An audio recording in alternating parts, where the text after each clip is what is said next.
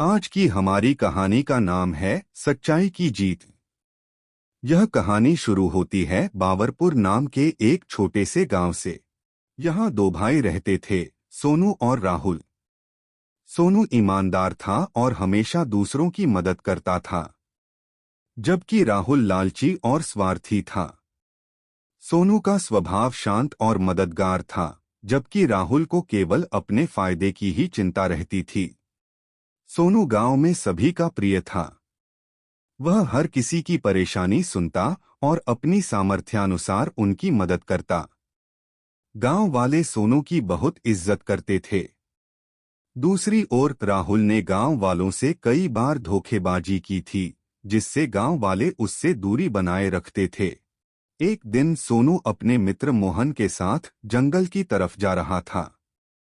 अचानक उन्हें रास्ते में एक बुजुर्ग ऋषि दिखाई दिए, जो बहुत ही कमजोर और भूखे नजर आ रहे थे।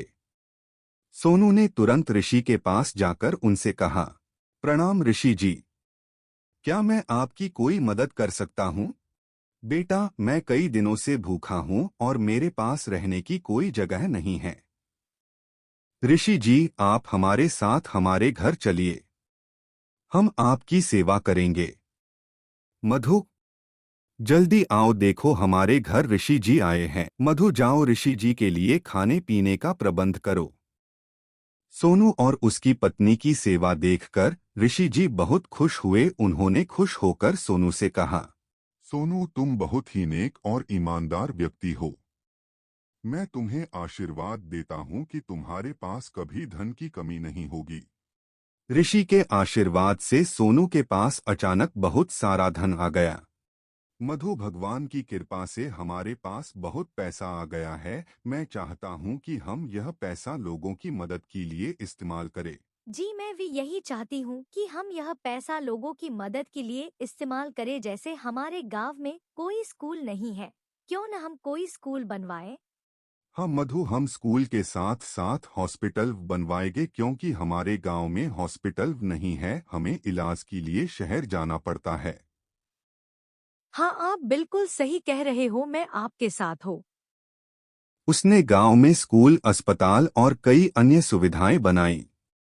गांव वाले सोनू की और भी ज्यादा तारीफ करने लगे। राहुल ने जब यह देखा तो उसे बहुत जलन हुई। वह सोचने लगा कि सोनू को इतना धन कैसे मिला और उसे क्यों नहीं मिला। एक दिन उसने सोनू से पूछा, सोनू, तुम्हें यह सारा धन कैसे मिला?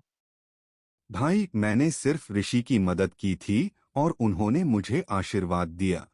राहुल ने सोचा कि अगर वह भी ऋषि की मदद करेगा तो उसे भी धन मिलेगा। राहुल का लालच देखकर उसकी पत्नी शिवानी ने उसे समझाने की कोशिश की। उसने कहा, अजी, आप इतना लालच क्यों करते हैं?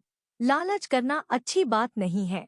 राहुल अपनी पत्नी की बातों को अनसुना कर अगले दिन जंगल की ओर चला गया और उसने ऋषि जी को ढूंढ लिया। ऋषि जी, मैं भी आपकी मदद करना चाहता हूँ।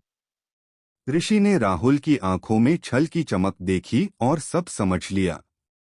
ऋषि ने कहा, अगर तुम सच में मेरी मदद करना चाहते हो तो पहले अपना स्वभाव सुधारो और ईमानदार बनो। लेकिन राहुल ने ऋषि की बातों को अनसुना कर दिया। उसने किसी तरह ऋषि को मजबूर कर दिया कि वे उसे भी आशीर्वाद दें। राहुल को धन तो मिला, लेकिन उसने उसे गलत तरीकों से उपयोग किया और जल्दी ही बर्बाद हो गया। अब ऐसे बैठने का क्या फायदा? मैंने तो आपसे पहले ही कहा था, गलत काम का गलत नतीजा होता है। आपने मेरी एक बात नहीं सुनी। हाँ, तुम सही कह रही हूँ। यह मेरी गलती है। मैं अपनी गलती की सबसे माफी मांगूंगा और आगे से गलत काम नहीं करूंगा। ठीक है, अब आप ज्यादा चिंता मत करो, मैं आपके साथ हूँ। जाइए, आप अपनी गलती की माफी मांग लीजिए। भाई, मुझे माफ कर दो। मैंने लालच के चलते गलत रास्ता अपनाया। कोई बात नहीं राहुल, अब तुम समझ गए हो कि सच्चाई और ईमानदारी ही सबसे बड़ी दौलत है। राहुल ने अपनी गलतियों से सीख ली और आगे चलकर ईमानदारी से जीने का प्रण लिया। दोनों भाइयों ने मिलकर गांव का विकास किया और खुशहाल जीवन बिताया। और इस तरह सच्चाई और ईमानदारी की जीत हुई।